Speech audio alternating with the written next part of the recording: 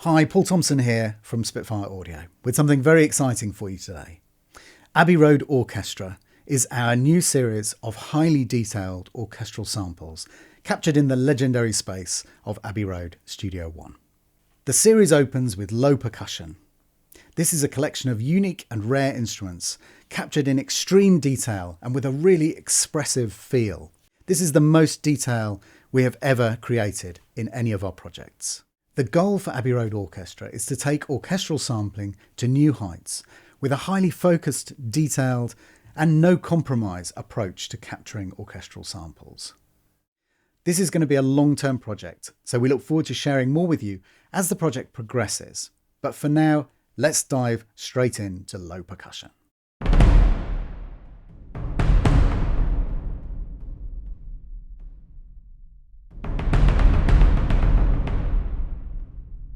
So just the first thing that loads up here in this fantastic collection of untuned low percussion is the bass drum. This is a Grand Cassa, the standard sound that you expect when you think of an orchestral bass drum. And we've just got the sticks loaded up here, and we've got the main mix one, which is the kind of mix that you will probably go for most of the time, although there are a lot of other signals available as well.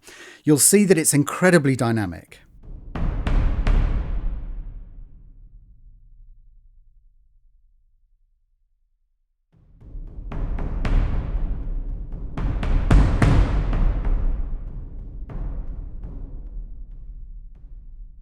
But not only that, you can see that I'm playing, quite often we play these kind of instruments with two fingers over two keys. But in this case, you have left and right hand performances. Now, this is something that you can toggle on or off. If you just want to allow it to cycle the left and right hand, you can do that as well. But it gives you an incredible control, and I'll show you more of that as we go into the library. There are a huge number of different beta options, so I'll just flick through a couple of those. So we've got these sticks here. Hard felt. A medium felt. A poly beta. A super soft. Which is great for those kind of deep, pulsing kind of thuds. We've got some brushes here.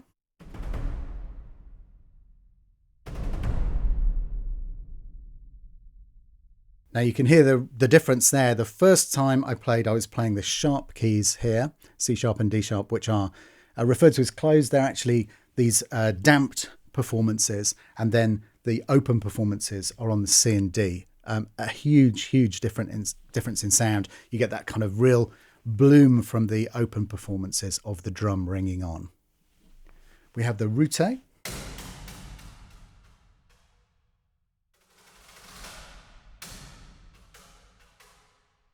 There's also an all-in-one option at the end for you to play all of these different betas and performances from one keyboard if you want to load the whole thing up. That's incredibly useful too.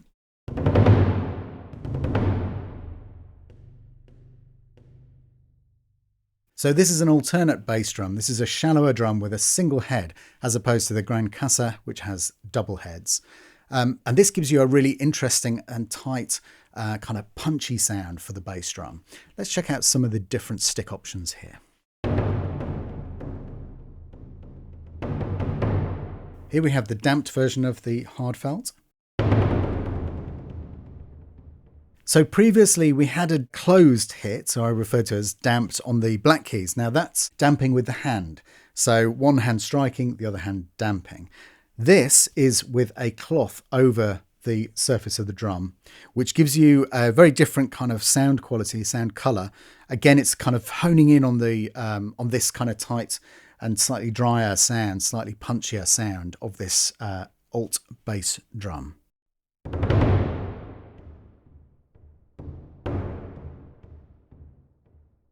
So here we've got the rods, and we've also captured the fantastic sound of the rods on the rim, as well as the standard playing with the rods.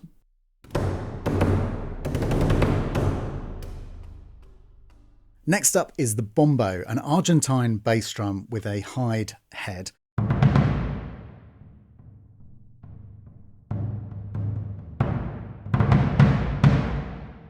Again, massive, massive dynamic range. It's really, really expressive, feels great on the keyboard. It's so easy to get a really kind of musical performance with this. And if you switch across to the Signal browser, then you can see in here we've got the two Simon Rhodes mixes, these fabulous mixes. Mix 1 based around Tree 1, which is our more omnidirectional standard Decca tree. Mix 2 based around Tree 2, which is a more directional and not omni tree, but it's a Decca tree. And we have the matching outriggers as well for these ones, slightly more directional. And then these section overheads and close mics, various options for a close signal. There are our trees and outriggers. The mids and ambient you'll recognise from our other libraries. And then from the previous Orchestral Foundations library, you'll be familiar with these two fabulous vintage signals. Vintage 1, which is from the pair of the original RM1B mics. And these are both in front of the conductor, that classic kind of scoring stage, vintage scoring stage sound. And Vintage 2, which is the 44BX mics, again in front of the conductor. We've got the Pop Close mix, which is that real kind of full bandwidth, designed to be used on its own. Really, really hi-fi, fills the stage in front of you so that you can then collapse that if you want to and put it wherever. But it gives you a really wide sound close up. And then the Spill mics, which gives you a kind of sum of the other sections mics recording the spill from these drums into those mics. So a huge variety of different signals there that you can make your own blend from. I'll give you a couple of those now. So here are the section overheads. You've got a wonderful, warm, close ribbon sound. And these close mics here are the kind of very traditional orchestral close mics, or soundtrack kind of film score sound. And these are the ones that you would tend to add to blend your own kind of mix. So if we get a bit of a mix going, let's put plenty of outriggers in. That gives you the great width on the sound. We've got the close ribbon. I'll just pull that down a tiny bit, just to give you a little bit of a sharp attack on the sound. That sounds like this.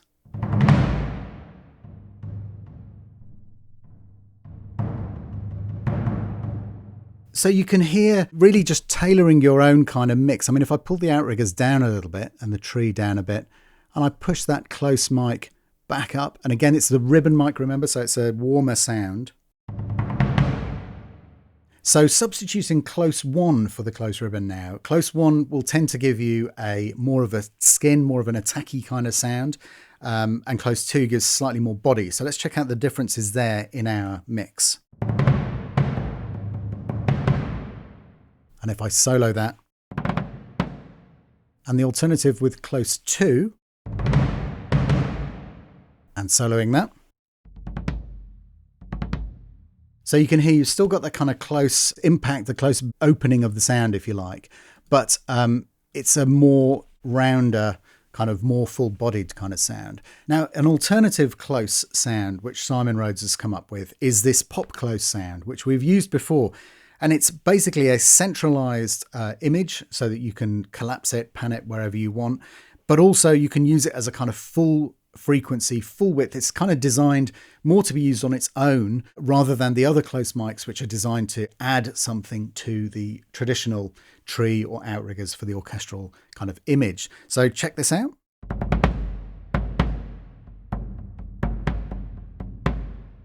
Moving on to the buffalo drum.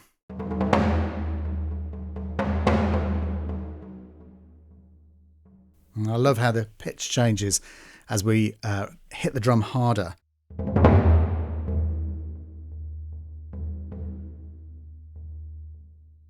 It's got a wonderful tone, this has.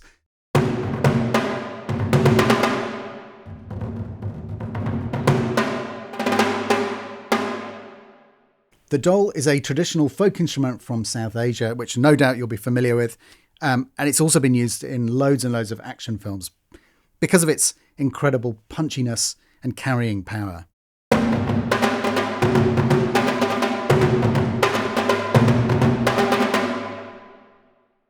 Forgive the fourth and fifth fingers, not quite as agile as they used to be. But you get the idea. You can use it in all kinds of different ways. And again, it's incredibly dynamically sampled. So you can really get the full range of expression from the drum.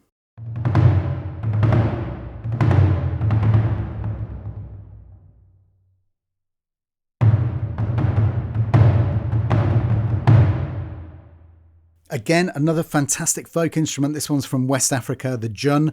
We have a low and a high instrument. And again, these give you, there's an amazing body and resonance to them, but they give you a very, very kind of punchy forward sound as well. And definitely worth having a little investigation of the different mic options in here as well.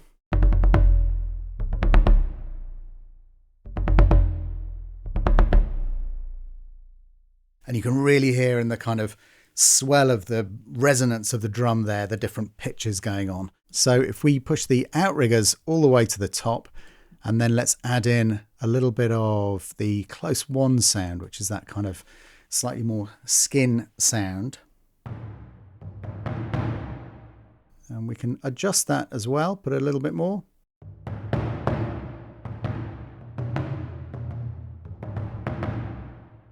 Or less.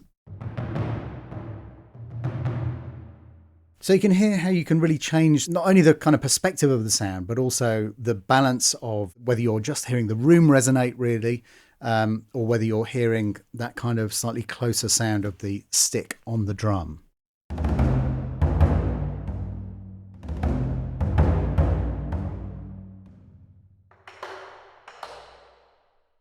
So, dragon drums. Now here we've got a fantastic pair of Daegu drums from China. These are a really superb sound. You've got the kind of real tuned element to them, but you've also got that very, very punchy initial skin sound. They're two different pitches, and if we look at the mics here, this is quite a good demonstration of the difference between the two different mix setups. Now, they're based off the two different trees. So the Decca tree is a traditional way of recording an orchestral sound. 3 mics, and the traditional one is to have a more omnidirectional mic in the tree. But we've got 2 different options. So the second one, which the second mix is based around, is more directional. Check out the difference between them.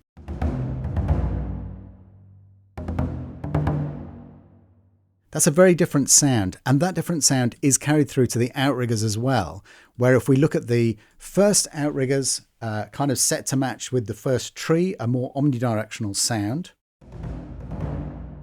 whereas the second set of outriggers are again more directional and not omni, which gives you a tighter focus to the sound and a slightly clearer sense of the direction of where the different drums are placed in the room.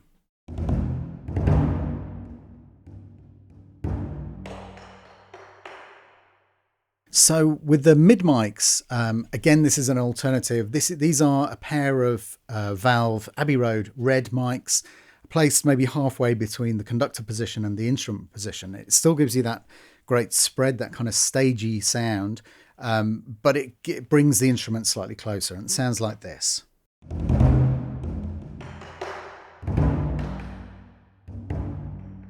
So it gives you a slightly more focus to the sound without losing the kind of room feel and the 3D stage aspect to the sound.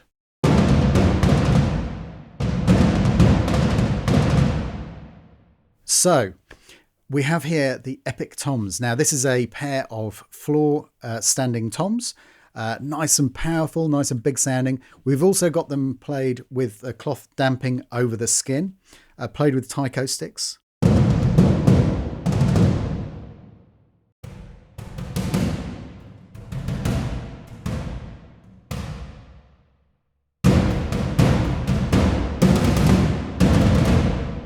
Now this is incredibly useful to have the all-in-one patch here. A great example of how you might use it is we've got the rod sound for each drum here on the black keys, and then on the white keys, on these yellow keys, again if we hover over you can see you've got the standard taiko hits.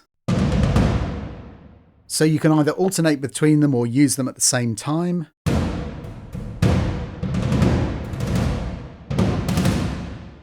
But it's really great, it's really nice and easy to have all of those sounds available on the keyboard.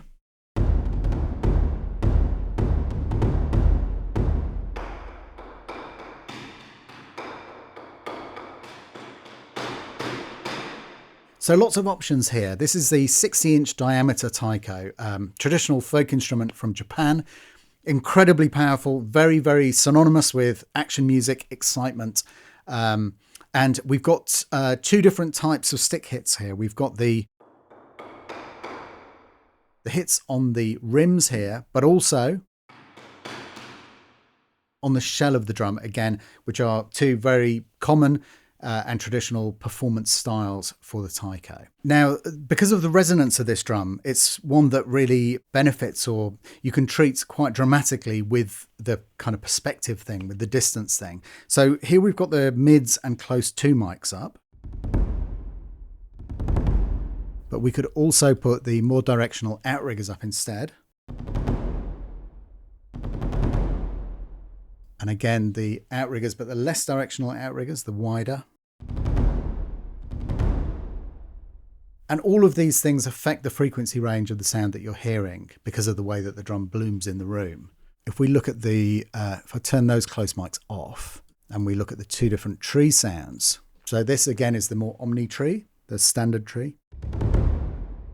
And the tree with the more directional mics. And you can hear that the frequency makeup of the sound is different. So it's a really interesting way of kind of altering the sound so that you get the right sound for the track. So if you're looking for something that's a little bit kind of fatter sound, then you can use the microphones to adjust that, but you can also adjust the perspective as well. So this is where the different microphones really kind of come into their own with these percussion sounds.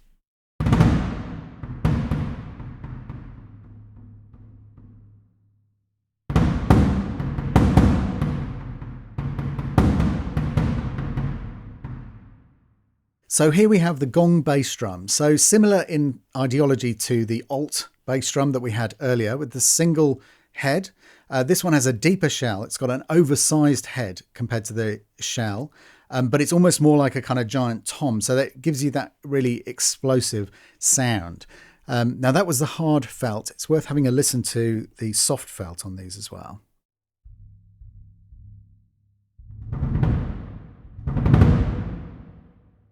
So you can hear there that with the soft felt, we have not only the kind of really punchy, it's slightly muted, but the kind of punchier sound at the top end of the dynamic, but also we've got this really wonderful, warm, rich, soft sound as well.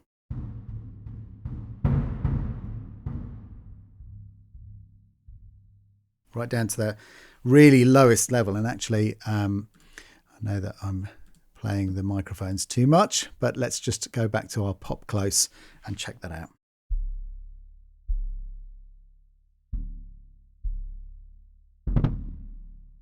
So you can hear as you hit the drum harder, the whole frequency spectrum of the sound changes once you're right focused in on it with this pop close sound. We go back to the hard felts.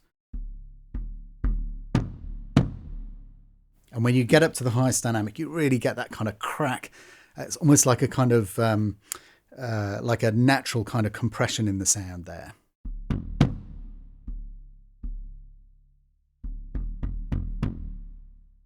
And the final option we've got here for beaters are these beautiful bamboo sticks from Hawaii.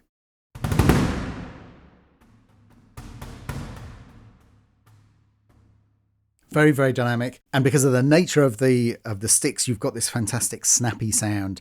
It really gives you a fantastic attack to the sound. And with the all-in-one patch, you again have this option of using the sounds all together, which is really, really useful.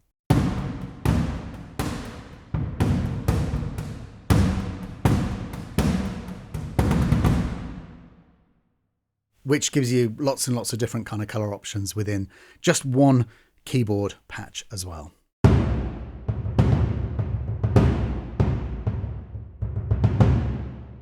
Now, here we have the Brazilian surdo. These ones are aluminium.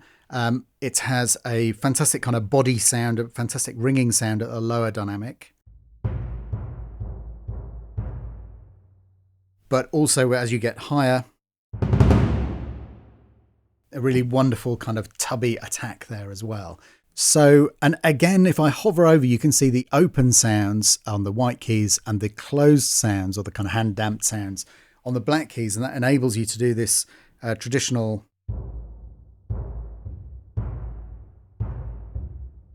where you can get that in between sound, which is tighter and more damped.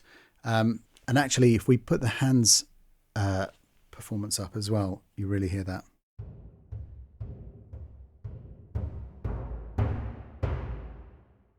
And we can combine those as well.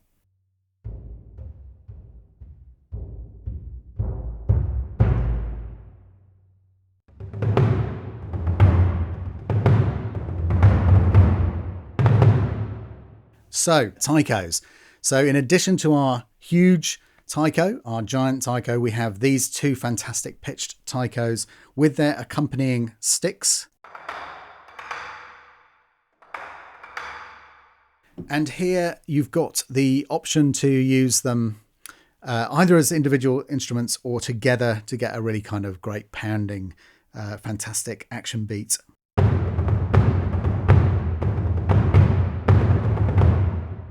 And you can kind of build it up, alternating with the sticks, you know.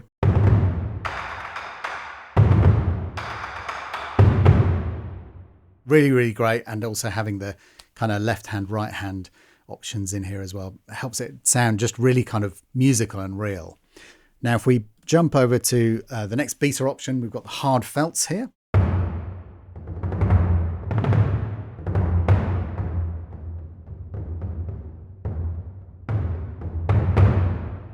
So giving you the kind of tightest possible sound on those felts. We've got the medium felt for a slightly more indistinct attack.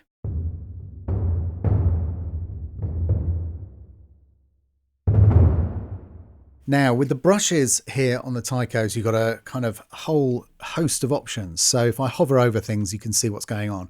We've got the edge hits and the center hits for the actual brushes on the drums. And then we've got short sweeps, long sweeps, and then these two performances, shimmer and swirling. So let me give you a quick blow by blow of this on the low taiko.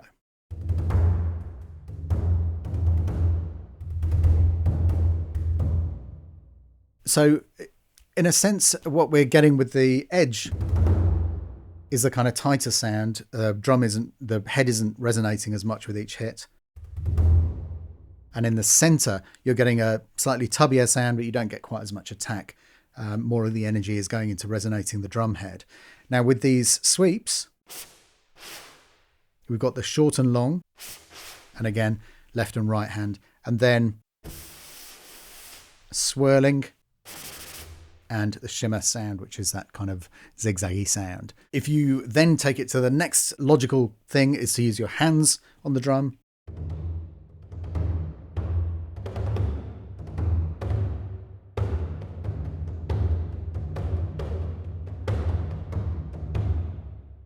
And actually, the thing that this really kind of brings home is that having all of these different performance options and context-based, where they really add the most value and they really sound the most different. When you have the taikos and you've got these different beta styles and using the hands as well, you've got such a wide range of drum sounds. It almost sounds like a different collection of drums. And I really like using the same drum, but with two different performance styles simultaneously. And it feels like you've got almost like a kind of taiko band there, all playing in a slightly different way, each one contributing a slightly different area of the frequency spectrum. You can get a really powerful sound by building up your tracks that way.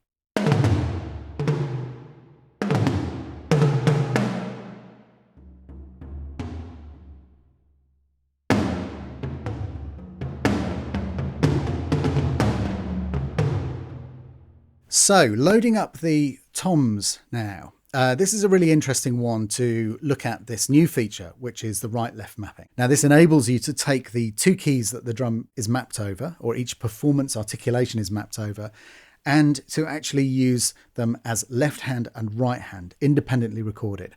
Then you can really hear the difference. So let me demonstrate that now. Now, if I play something like a kind of paradiddle, you can hear that we're just getting that kind of tick-tock, tick-tock, tick-tock all the way through, despite the fact that I'm playing an actual paradiddle with different numbers of lefts and rights. But if I turn on our left-right mapping and I play the same paradiddle,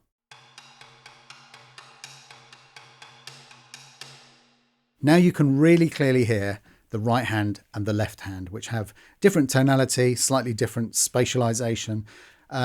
It's an effect that sometimes is subtle. However, if you really want to kind of dig into this kind of sticking patterns and things like that, really all of these things add an extra something, whether it's a few percent or whether it's something that's soloed, it's really significant to you at a certain point. All of these things add to the kind of realism and the kind of vibe of the rhythm tracks when you're programming. So I'm going to leave it on for now so that we can hear it across all of the drums. But just wanted you to hear it there on the sticks on rims. Now you'll also see that we've got a couple of different size drums here in this patch. And I'm going to switch back to the normal sticks patch so that you can see and hear where they are. So we've got the 14-inch tom, with the left and right hits there, and then the 13-inch tom on those black keys, and then an octave up, 12-inch, and the 10-inch, and their associated rolls next to them. So what do those toms sound like?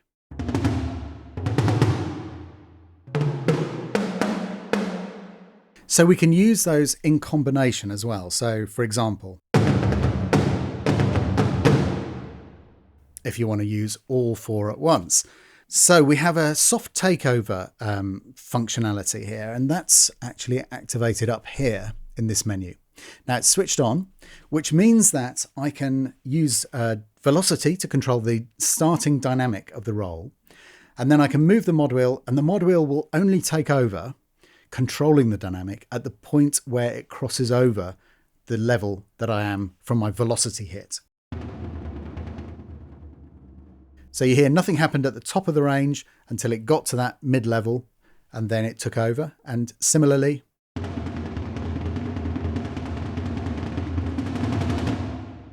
again, as we pass the point at which I'd selected by velocity, the mod wheel takes over and controls it from then onwards. Now, the other thing that's really incredibly useful about this is that it allows you to play dynamically just with the hits. So, for example,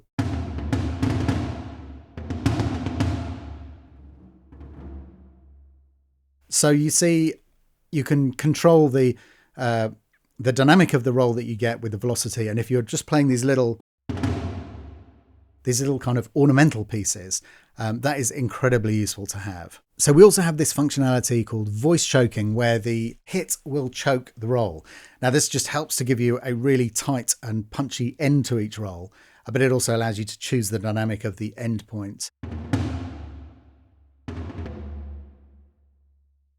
But it gives you that really clean end and ensures that you don't get any kind of double hits or flams or anything like that. So sticks damped here, that takes us back to the 60s with the Beatles and this kind of old trick of putting a tea towel over the surface of the tom to get a really tight, punchy sound. And in the grand old tradition, we have indeed used tea towels. Check this out. The sound that you get is so focused that it's really great for fast moving action music. That kind of really kinetic, great, fast sound, it really helps to have the skins damped there. Now we've got the hard felt here as well.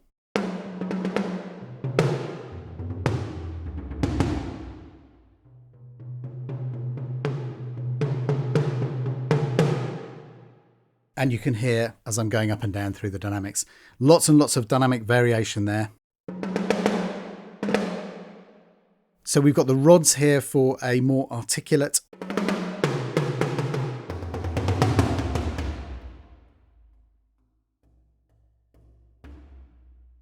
and then with the brushes,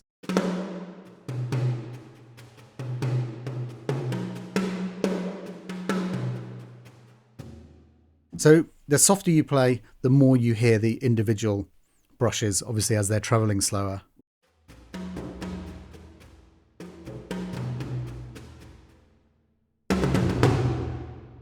And then when they're hit harder, it becomes slightly less brush-like. And then with the all-in-one patches, as you can see, we have all of the different articulations available for two of the pitches on one keyboard layout.